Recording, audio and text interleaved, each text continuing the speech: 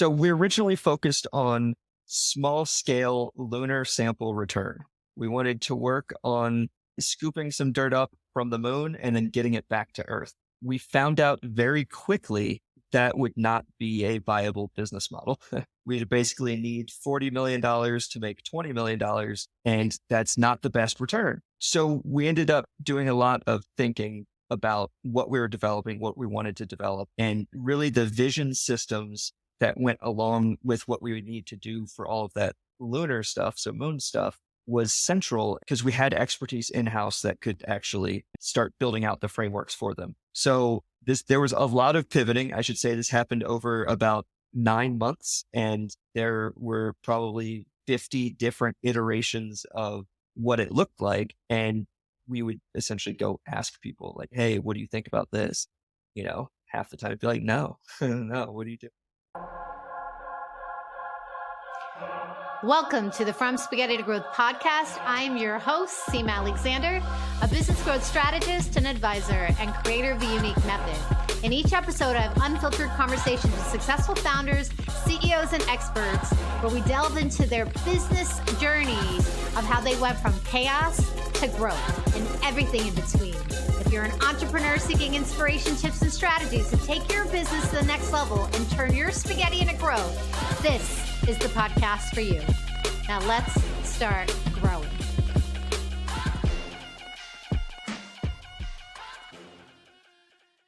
Hey, Grow Tribe, I have some exciting news for you. I know if you're listening into this podcast, you are seeking strategies to grow your business, to have your breakout years. Right now, the applications for the Disruptive CEO Business Growth Academy are open. www.disruptive.ceo/accelerator. Go to the website, apply, and become part of the Growth Tribe. I'm going to take you in a 10-week journey to change the way that you approach business, to get you clear on your unique positioning in the market and disrupt the status quo so that you can exponentially grow. This is the clarity that you've been seeking. I'm telling you, don't miss out on this opportunity right now. Go to www.disruptive.ceo/accelerator and apply today. Eric Ingram is the founder and CEO of Scout Space, a US-based company developing orbital products and services to enable a new era of space safety and transparency. He's also a board member at the Space Frontier Foundation and is an organizing team member and ambassador for Astro Access, a nonprofit dedicated to promoting disability inclusion in space exploration. Welcome to our next episode of the From Spaghetti to Growth podcast. I am your host, Seema Alexander, and I am really, really excited to bring on our next guest, Eric Ingram, the CEO of Scout. Eric and I met through some work I do through DC Startup Week, and I remember doing some masterminds with you, Eric, and that was just a few years ago. And I know it's been a lot longer than a few years in terms of what you do, but I have seen so much growth in your company over the last couple of years, and I'm so really excited to share because a lot of what your company is doing is focusing on developing technology to see anything in space, right? Like pretty substantial. So look forward to getting deeper into your spaghetti. But Eric, the first question I have for you to get us started, what was the driving force for you for starting a business in the first place? First, thank you for having me. Excited to be here. I've always been an entrepreneur and had an entrepreneurial spirit. When I was a kid, I was like 6 years old. My mother got remarried, and at the banquet after the wedding itself, I had the disposable camera and I was charging people $1 to take pictures of them. And then when I was like 13, I bought a riding lawnmower and started mowing neighbors' lawns. So it's always kind of been an innate thing that I find myself in places of running a business of some sort. And I find myself in positions of leadership, and it's mostly happened organically. I think starting Scout was the first real intentional step I took towards starting a business and being an entrepreneur.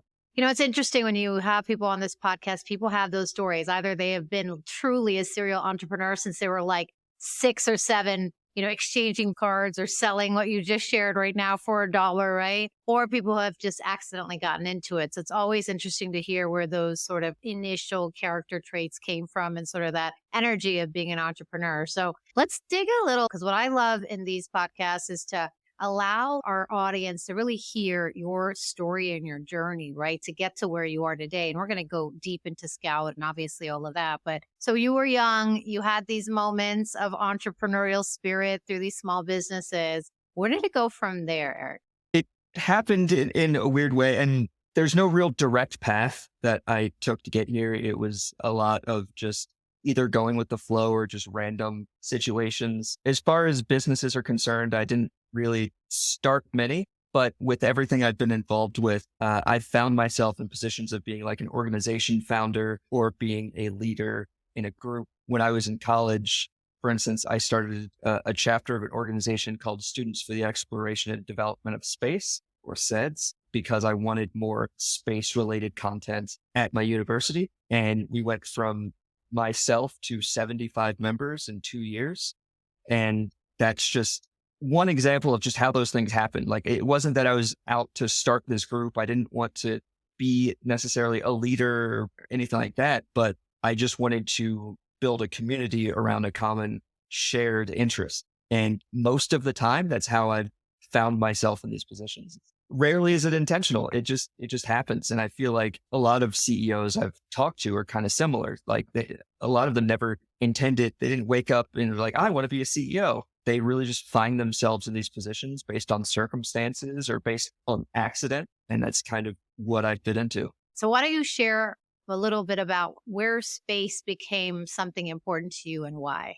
So if you talk to like the Apollo generation, they're like, oh, I watched the moon landings when I was a kid, and that was the moment. I don't have a specific catalyst for why space is the thing for me. I've just always been interested in it. And it really didn't seem like a career path until I was in college. In high school, I was, reading a lot of sci-fi books and science nonfiction books. And I was taking every advanced placement technology class I could. And all of it in my mind kept relating to space. Like, I was just tying things in my head to it. And when I got to college, like, that's really where it cemented itself. I was like, oh, this is like an industry. This is a place where I could get a job. This is a place where I could work. And it became less of just a passing interest and more of a core focus of who I wanted to be and where I wanted to go in life. And my entire career, I've now been in the space industry. So it was kind of always there. I think it was just lying a bit dormant. And once I saw that there was a viable path or several viable paths I could follow, that's when it really turned into a real thing. And that's when I pursued it. So what was interesting about space? Because that's not normal. I Like, know. it's not normal. Like, I don't want to say it's not normal, but it's normal. Like, I have like a nephew who's obsessed with airplanes. I have other, like, Yeah. sometimes you just kind of fixate on something and because it's so intriguing. So like, what was it about space that, you started to get excited about? I think a lot of it is the unknown. There is an infinite amount of stuff we don't know about space. There's an infinite amount of things we have not and never will actually explore. We barely scratched the surface of having people living in orbit.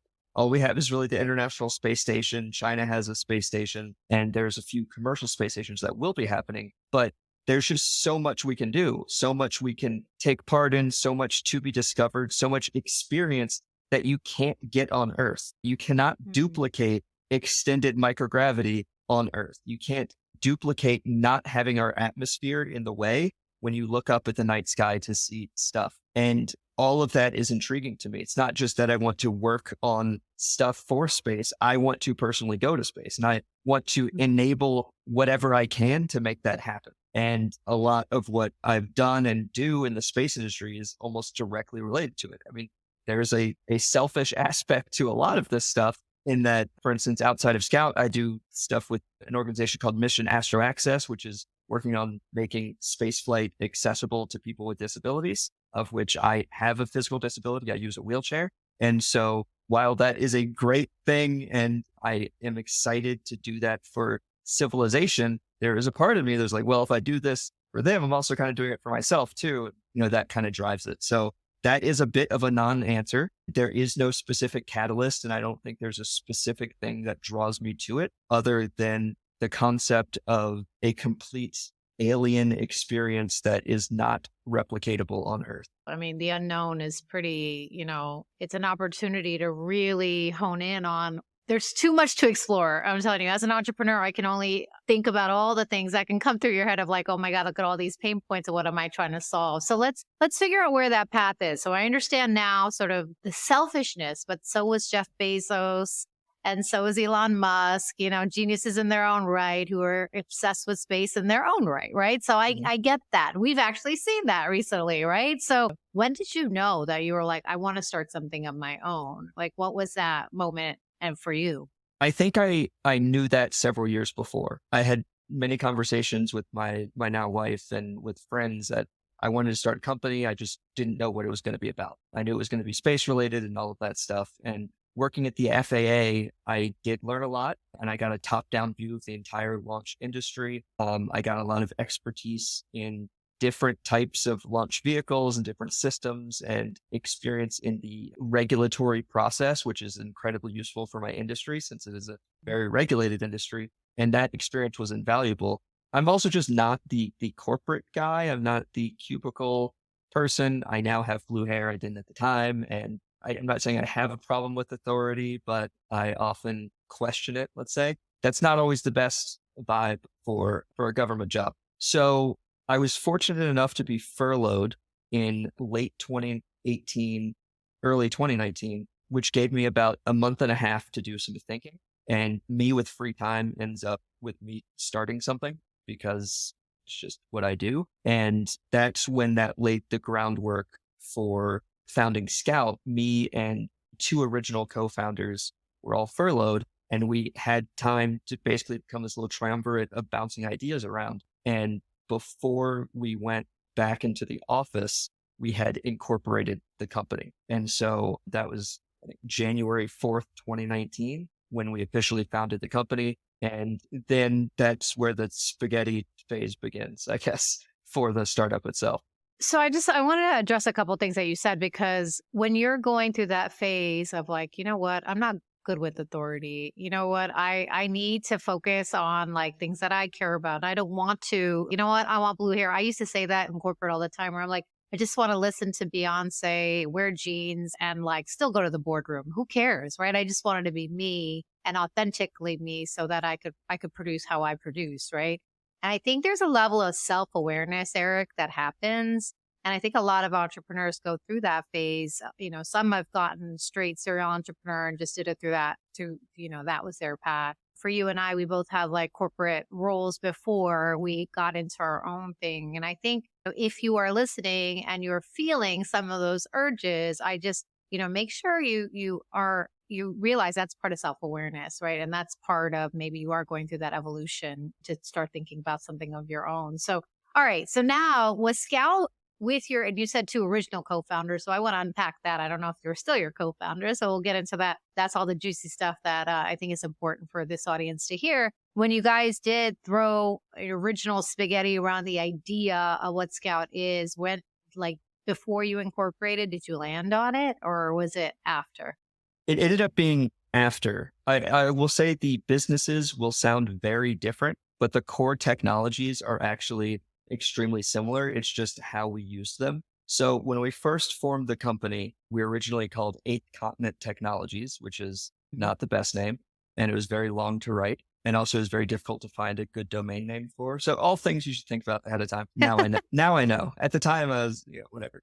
Don't worry, that's my job. I work on repositioning companies. Who you are when you first start is never where you end up. Exactly. Eric. That is my mantra. And we've done pretty good at rebranding. So we originally focused on small scale lunar sample return. We wanted to work on scooping some dirt up from the moon and then getting it back to Earth. We found out very quickly that would not be a viable business model. We'd basically need $40 million to make $20 million, and that's not the best return. I'm pretty sure the math checks out there. And so we ended up doing a lot of thinking about what we were developing, what we wanted to develop, and really the vision systems that went along with what we would need to do for all of that lunar stuff, so moon stuff, was central. And we started thinking about what could we do with that? Because we had expertise in-house that could actually develop those systems and start building out the frameworks for them. So there was a lot of pivoting. I should say this happened over about 9 months, and there were probably 50 different iterations of what it looked like. And we would essentially go ask people like, hey, what do you think about this? Half the time it'd be like, no, no, what do you do? And then, Well, can I actually pause you for a second? Did you guys do market research to find out what the pain points actually were? So when you were first doing your first iteration of scooping up dirt from the moon to bring it back, like, did you know that was something that was needed in the marketplace that people were willing to pay for and had a lot of value? Or how, because you started off this podcast saying, the space, it's so yeah. much unknown, right? But to create a viable business, you have to focus on pain points that, people find of value that they're willing to pay for. So tell me how that process works for you So guys. I will start off saying it didn't.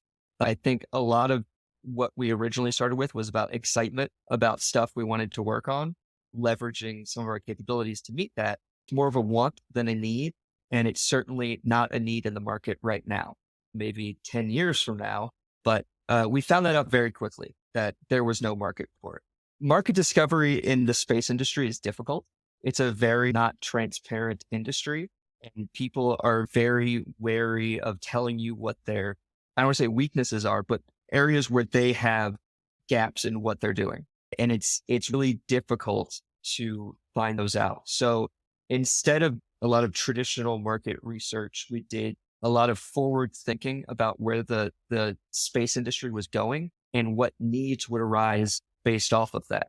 So This is really interesting because we're in a world of an industrial revolution as we speak, with AI, with Web3 in general, right? And that's a really important insight for founders who are looking at things that there is no current potential market, but you're looking at trends of what's possible. And I saw that like with the pandemic and the increase of opportunity or usage with Zoom, right? Video conferencing. Who knew that would become like the big thing? But that was the first time that I realized, like, look at these trends that are happening, at at a certain moment in time, and looking forward as a founder is really important. But going too far with timing is also something you have to be cognizant of, because you could be working on something for a long time before it hits. So that's just, I wanted to make sure we caught that, because that's a very big golden nugget for people who are thinking, yeah, ahead. and we're looking for stuff with like a 5-year horizon. So anything where the market wouldn't pick up 5 years out was something we were trying not to consider. And of course, there's a lot of variables and, market downturns and all that fun stuff. So timelines shift, especially in the space industry. But we saw a few trends. The cost of launching spacecraft is going down very rapidly. The capability of electronics and computers and stuff is increasing very rapidly. The size of those same electronics is decreasing, and the capability of software is increasing. So we have these dueling things that are essentially enabling more space company business ideas to close, because they're becoming much more cost effective. You can actually afford to send up Earth observation satellites and then make a return off of them, because you can pack all of those capabilities into a small product and you can launch them for cheaper. That's an example of, 1,000 examples, but the number of spacecraft we will launch in the next few years are going to be more than we've launched in the entirety of humanity's history leading up to it. Wow. Over the next decade, we're going to go from about 5,000 active satellites in orbit to over 50,000. And that is a completely new paradigm of space operations. So that begins your, wow, this is an opportunity phase for Scout? Definitely. Okay. So the way we currently track stuff in space is we mostly use radars and telescopes on the ground to look up at the sky and track the dots going overhead. Over time, we determine which dots are which satellites, pieces of space debris, or nowadays UFOs. And as a joke, given the recent events. All right. There aren't really UFOs up there, guys. If there were, this interview would cut off really quick. So as you increase the density of that space traffic, And as you increase the complexity of those operations that are going on in space, because more and more spacecraft now have the ability to maneuver and move around. And so in between those overhead passes, they might be moving to a different place in orbit. So then how can you be sure if that dot is that same satellite? If it was over here, you expected it to be over here. So what that means is our current infrastructure for observing things in space won't be able to keep up. So that's combining with all of the increase of the users of the space ecosystem. So what we're doing at Scout is developing the next generation of awareness in space by deploying sensors, systems, and capabilities to orbit so that we can get to the point where we can see everything in space from space and develop the next generation of tracking capabilities. And you cannot see everything in space from space Correct. today? The short answer is yes. There's a longer nuanced answer where like the DoD has assets, but again, there is no near real-time coverage of all of space. Real-time coverage. And how did you know that was like a need? Obviously, real-time anything seems to be something that people would want access to and data. But like, was there validation with the trends? Because now, what I like about this conversation is you're focused on forward-thinking innovation versus, hey, this was the pain point. This is what we came. This is the gap. And this is what we solved. You're in an industry that's very difficult in that way. And so everything had to be forward-thinking and you're pivoting. I think you said those first 9 months was a lot because you were trying to figure out where that initial product market fit was, right? So now you have this concept. You're like, you know what? We possibly can do this. Look at these trends. Cost is going down. Infrastructure is obsolete. This is an opportunity for Scout. How did you know it was a real opportunity for Scout? And how did you know you could actually do it? I think a lot of it kind of comes down to a gamble. I had very good awareness of the industry. Me and my CTO, Sergio, we have a very good understanding of the technology that exists today and what could exist tomorrow. And we have a lot of friends and other startups and larger companies, and we could see where they were all going. It was very difficult to get any, yes, we will buy your product right now because we need it. A lot of what we heard was, yeah, that's probably going to be a problem in the future. Someone should do something about it. And because we had that forward horizon of, wanting stuff to be operational in a few years, because in our industry, it takes several years to actually develop the technology, the conversations were aligning with that time. So basically they were saying, yeah, that's going to be a need in 5 years. I mean, I'm paraphrasing and stuff like that, but around the time we found be maturing our products was around the time that we were collectively getting a sentiment that, yeah, that should probably be a thing then. And we're starting to see that now. For instance, we are now 4 years into the company, and a lot of what we anticipated happening 4 years ago, or a little less than 4 years ago, are starting to come to fruition. And it's a little creepy how real some of that stuff has gotten. Yeah.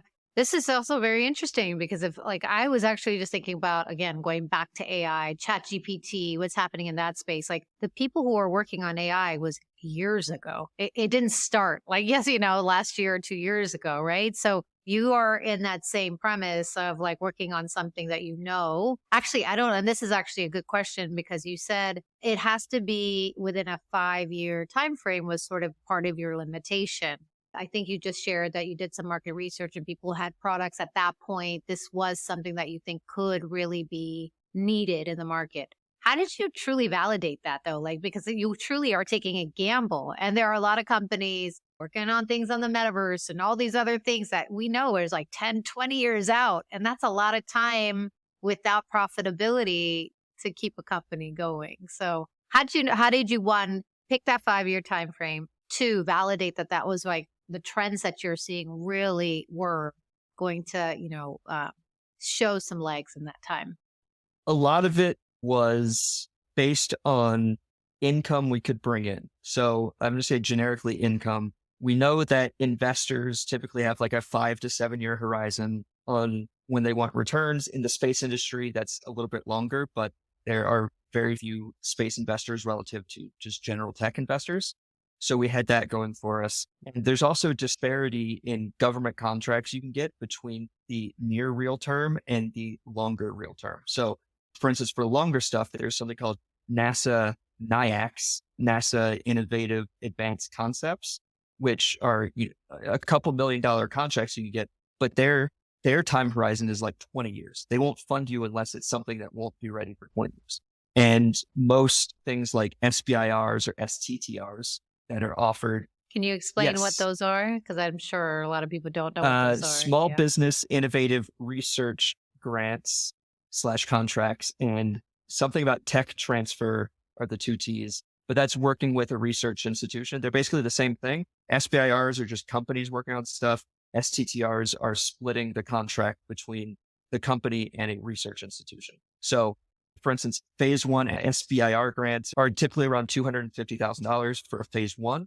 And that's looking for stuff that is near real time developable in the next few years. And is this money coming from government? Yeah, these are government, it's government grants / contracts. Grants. So let's talk through this, because I think this is also another important thing for people who are in the innovation space, right? So the government has these grants / contracts out there for innovation. Now, is it a call for a pain point that they're seeking, and then this grant and or contract is helping, do the research and development phase to solve a problem for the government? So that's why they're funding you, or why are they funding you? What's that system there? So SBIR requests for proposals usually come out, I think, 3 times a year. And it's a huge list of these are the needs that government wants solutions to. You have to do a lot of digging to figure out which ones even fit what you're doing or stuff that you want to research. And you apply whatever your capability is, you do the proposal and you submit it. It's a very competitive process. I will say that. The phase one, which can last anywhere from like 6 months to a year, I think, can be up to like 250,000, are pretty much government business development. It's find customers in the government that want to buy your solution. Phase two, assuming you succeeded that, is build us a prototype. Those contracts can be, I think, up to 850,000 for as much as 2 years. And that's like your end goal. And then phase three, you essentially get into pretty much sole source government contracting for that solution. And those are very difficult to get.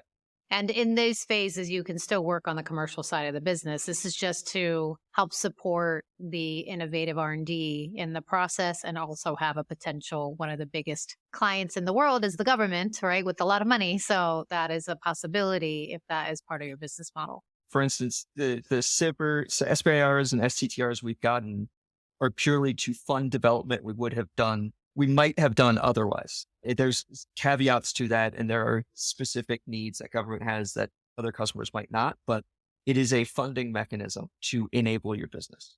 So that is, again, a big insight. While you're in this process and you have a 5-year time frame, there's R&D needing to be done, testing, potential prototyping, looking for customers, all that within the government space. You know that this is an opportunity for folks in that space. So now you're in the contracts phase right now. You have a couple contracts with the government. What's the next phase now for you guys, Eric? And, where are you in the development? Yeah, we've been very fortunate. Again, started the company in January 2019. I will mention that I didn't go full-time in the company until October 2019. So that was around the time when we actually solidified what direction we were going. So I will caveat that, like, don't jump in head first just because you're enthusiastic. Like, be slightly smarter than that. So we've been extremely fortunate in what we've been able to do. We survived the COVID era, or at least the official COVID era. And we did that through small grants we got from the state of Virginia and a partnership with Old Dominion University. And we were able to survive. Starting since November 2021, we've been awarded 6 government contracts and we've won 1 commercial contract. So we flew our first, thank you. That was huge. We went from not winning contracts to winning like every contract. It was a lot. So we were able to launch our first payload to space, or our first actual unit of ours to space, in June of 2021. So that was a huge accomplishment for a space startup. That almost unheard of. We went from a computer drawing to hardware in space in less than 9 months with only 2 full-time people, which if you tell that to any NASA engineer, they'd probably have a heart attack. So, all right, hold on one second. You deserve. I had to put it in Yes, there. I had to appreciate put it it. in there because those are, and I also want to pause there because that's spaghetti, right? Like if looking at the government or looking at NASA and they're like, oh, there are only 2 people or 3 people in this company, and this is what's happening, and then they got it into space. It's like, I mean, some of that might be like they want even more infrastructure before they trust somebody to do that, right? And second of all, but you did it anyway. That's the beauty of it. You did it anyway. So maybe can you share a little bit more on that? It's a great story to tell. I don't want to relive it, but we were very fortunate. We had a very good network. We had good contacts. We have a company we were friends with that was sending up a mission, and we were successfully able to pitch them on including our vision system on it. The timing worked out. We rushed the contracts to get it all signed so that we could make it on the launch. And we basically said yes to the mission without even thinking about it. And we're like, oh, now we have to actually do that. So it was chaos. I mean, it was the best kind of chaos. We were able to pull it off. We were able to get software together. We were able to get hardware ready for space and get it integrated onto the spacecraft and get our licenses lined up with NOAA, and the satellite operator got all the other licenses together. And there was just, it was just hurdle after hurdle after hurdle. I'm sure it is, but sometimes you need that public accountability to get it done in a faster way, which you can do if you like almost like re-engineering. It's like we have to do it, right? And it just kind of puts a fire up, your butt a little Yeah. bit, like in a good way, So, I'm sure it was chaos and crazy, but will you believe it was momentum to push you guys forward? Absolutely. I mean, nothing moves you like a deadline. I usually excel the most when I back myself into a corner intentionally. And that was one of those moments where it was, just commit to it now and then figure it all out later. And that's what we did. I mean, the stars aligned. We had an opportunity we would not get again. I mean, a lot of it was luck.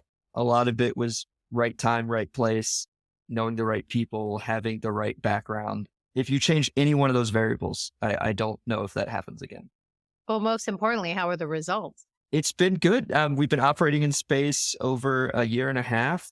We got enough validation from that launch to sign a 2-mission pilot contract with our customer Momentus to fly with them later this year. So we'll be flying 2 payloads with them this year. And we're actively talking to several other potential customers about using our solutions in what they're working on. On top of that, we are working to convert all of our current contracts to the next phase, if they are phased contracts. And we're working on several additional government contracts that we're hoping to get awarded in the coming months.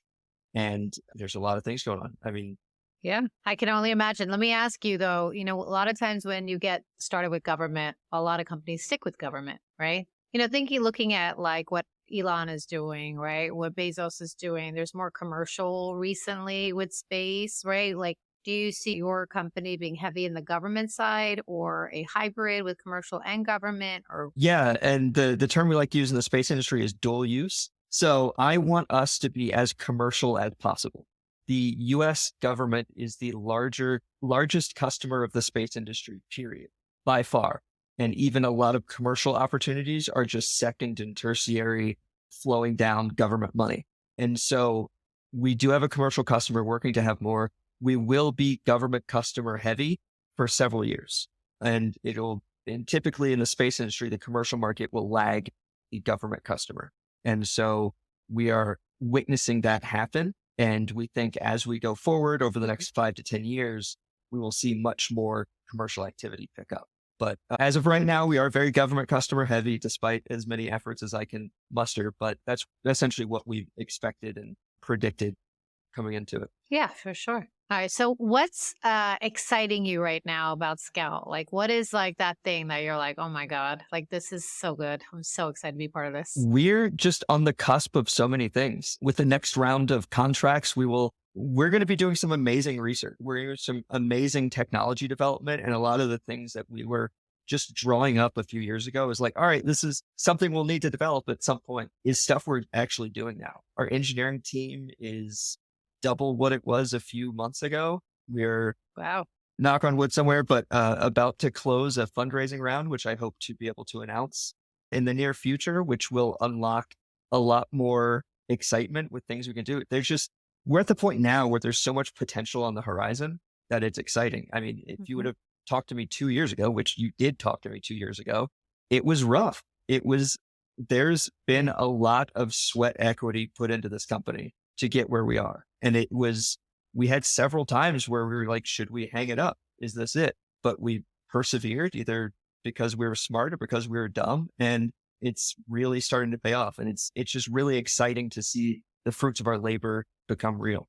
No, I think that's the founder story. That's the journey I want people to hear in this podcast, but in general, right? Because it takes longer than you think, always, right? And I think entrepreneurship is one of those things that everybody gets so excited for you. And they're like, oh my God, that's so cool. You have your own business, but they don't understand the realities of what's happening behind the scenes, right? And these decisions impact your life, your relationships, your finances, your health. But when you're clear on your vision and when you start to pick up momentum, that's what's exciting, right? Because you're like, this is possible, right?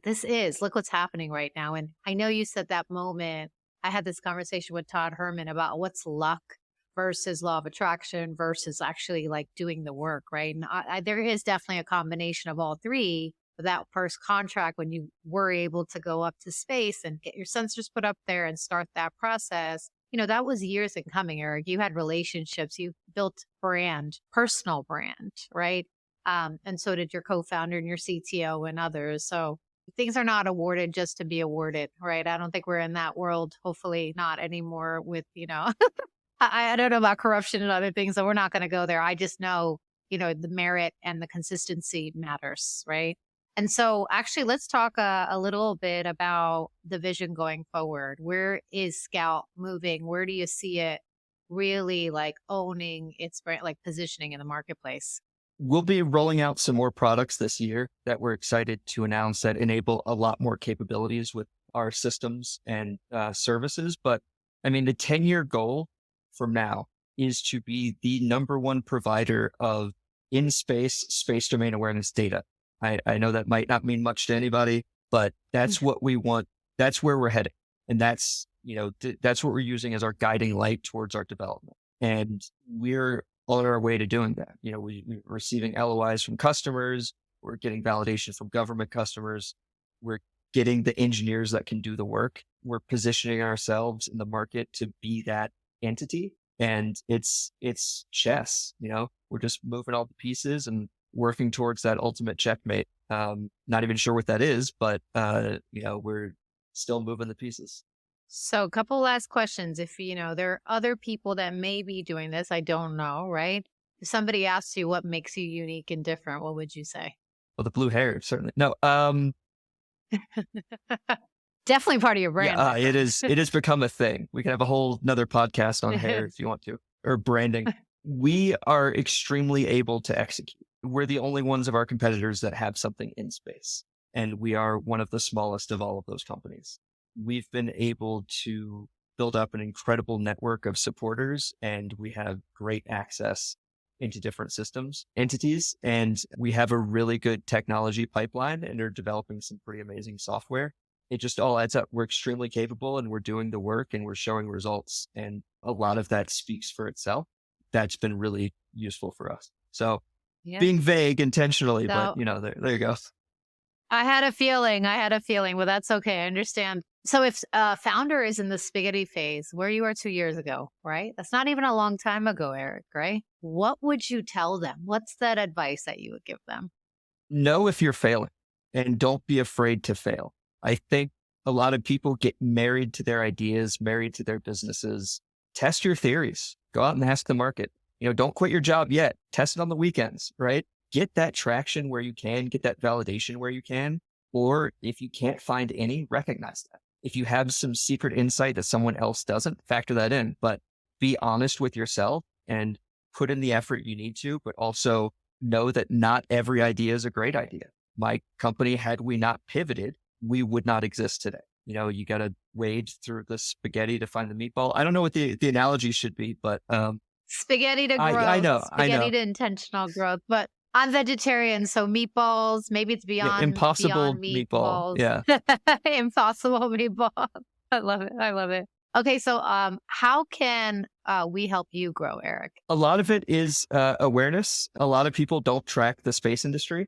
A lot of investors, for instance, are still very hesitant to get involved in the space industry, even though it's poised to be one of the most rapidly growing industries out there. And exposure and awareness of what's going on beyond just the launch part is huge. Again, launch is only 5% of our industry and yet gets 80% of the investment, which is not ideal. And so today, everyone listening, one, just go do something for one. Go have fun, go try something, go fail at it or succeed, whatever. Just go do something. But two, check out some space things. There's a lot of stuff happening. And, scout.space is our website. We have a great swag store too, but I don't know. I don't know if I have a specific ask other than, be curious, go learn some stuff. No, I love it. I love it. Listen, Eric, thank you so much for being on the From Spaghetti to Growth podcast and sharing your unfiltered stories. It was really interesting for me to hear sort of your initial stages of one, you had those entrepreneurial moments as a kid, and then you were kind of going through the path, but not really. That aha moment of space didn't come for later for you, right? And then as it did, then you got deeper and deeper. And then your self-awareness around, well, I have to do my own thing. And realizing you didn't know what it was, but you ended up through pivots figuring it out, right? And then continue to move forward. So the journey's real, and everyone's journey and story is a little different, but there are themes: resilience, patience, hustle, and I appreciate you sharing that with our audience. I know they're going to get a lot of value out of this. So thank you so much. Definitely. And thank you for having me, and good luck to everyone out there. Thank you. Hello, S2G Tribe, aka Growth Tribe. As an entrepreneur, I know time is currency, and I don't take it lightly that you listened into today's episode of the From Spaghetti to Growth podcast. I hope it added value, and I'm truly honored to be part of your entrepreneurial journey. Be sure to head to disruptive.ceo and the soon-to-becoming SemaAlexander.com to grab today's show notes and free resources to uncover opportunities to turn your unique spaghetti into growth. If you found value in today's episode, please rate, comment, and subscribe on your podcast platform, and keep listening. Look forward to seeing you on our next episode.